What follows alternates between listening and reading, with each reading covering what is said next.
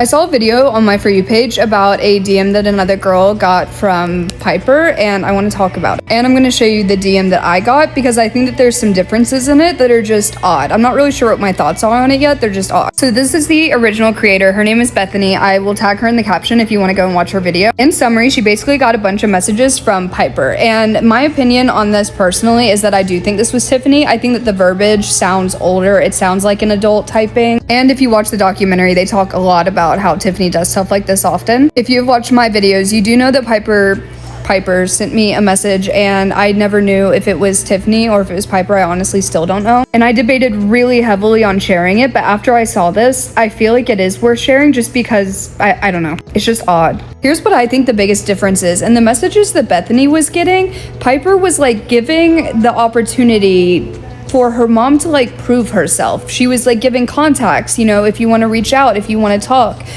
you can talk to my mom, even if you want to meet up. Mind you, this girl Bethany, she said in another video that she lives like across the country in like a small town, and she has a decent platform, and I'm glad she's using it, but she was confused by this. This is her words, not mine. She was like, I'm a nobody. Like, why is she like offering for me to like meet up with her and stuff? And I, you know, don't care who people are. I don't think that that's the right way of thinking, but I do understand where she's coming from because this is the message that I got, and I got blocked, so it looks like this, but this is her actual account.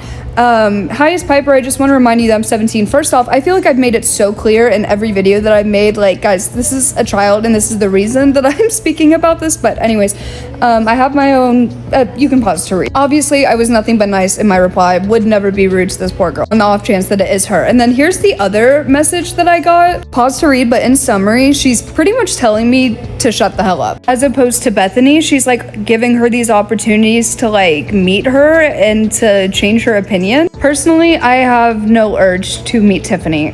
My opinion's not going to change. So that's not the reasoning. It's not like, well, I want to meet them. I just think the verbiage is so different that I can't tell if that was actually Piper like sending me those messages, which obviously is going to make me feel disgusting. But in the same time, I feel like I've done so much good, like way more good than harm making those videos. So many pages have gotten taken down, etc. Or I'm just overthinking and losing my fucking mind. So let me know what you think and if you think that that is also strange. Again, I don't really like have a reasoning or thought process even. I just saw differences and wanted to share. So there's that. Rockelle slid into my DMs this morning, which I don't think it's Piper, I think it's Tiffany. This is the craziest thing that's ever happened to me. I'm not kidding. This has weird written all over it, but I'm just gonna break down what was said and present the information.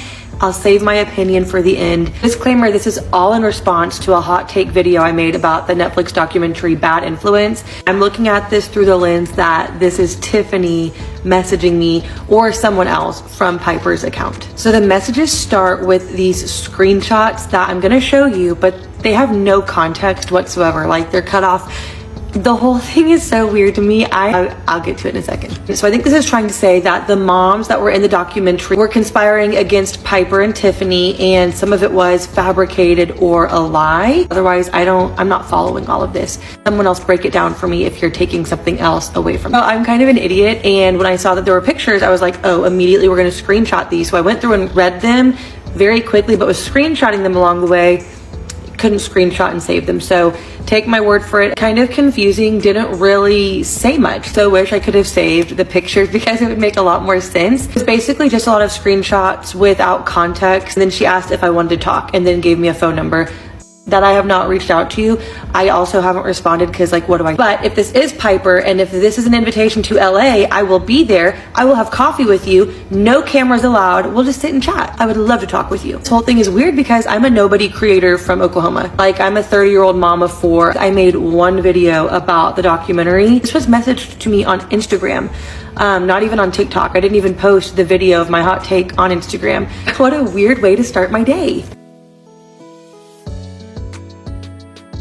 They really could have kept that Piper Rockelle documentary to themselves. I know I'm gonna get a lot of hate for saying this, but those people that were in the squad and their parents literally got on Netflix to make a documentary talking about they're trying to protect other children. And I saw that they sued him. I saw a lawsuit. I was like, yes, once I'm done with the documentary, I'm going to go and look up that lawsuit and see where they're at. Because I think it was filed in like 2022. It's 2025. I'm like, surely they're on their way to trial. And maybe that's why this documentary came out. I watched the entire documentary. Yes, I do feel bad for the kids. No, I don't feel bad for the parents because they should have been paying attention to their kids. And I kind of blame the parents along with Tiffany. But when I got to the end of that documentary and they said that they settled for $1.8 million between 11 people, that's about $160,000 per person. Probably way less than those kids would have earned on their YouTube channel over the course of the years that they were working on the squad.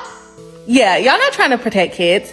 Because although y'all are on this documentary saying that this lady did all of these wrong things to these kids, y'all did not prove it. Y'all are literally just on a documentary saying all these bad things happened to the kid. Why did you not go to trial to prove it? I definitely understand not wanting to re-traumatize the kids and having them testify and things of that nature. But are we not re-traumatizing them by putting them in a whole documentary and playing the videos and going back and forth with it? Yeah, I don't think that they're trying to protect other kid influencers. I'm very interested to see if a defamation case is going to come out of this documentary, because although they may have settled with Tiffany and what was the guy's name, Hunter, although they may have settled with them, the other kids and the other people that they put into the video that were not a part of the documentary, who's to say that they're not going to come after them for defamation? But like I said, their goal was not protecting other kids, because had the goal been to protect other kids, settling for $1.8 measly dollars between 11 people is not the way that you're going to stop stuff like this from happening in the future. They should have took it to trial to prove that these things happen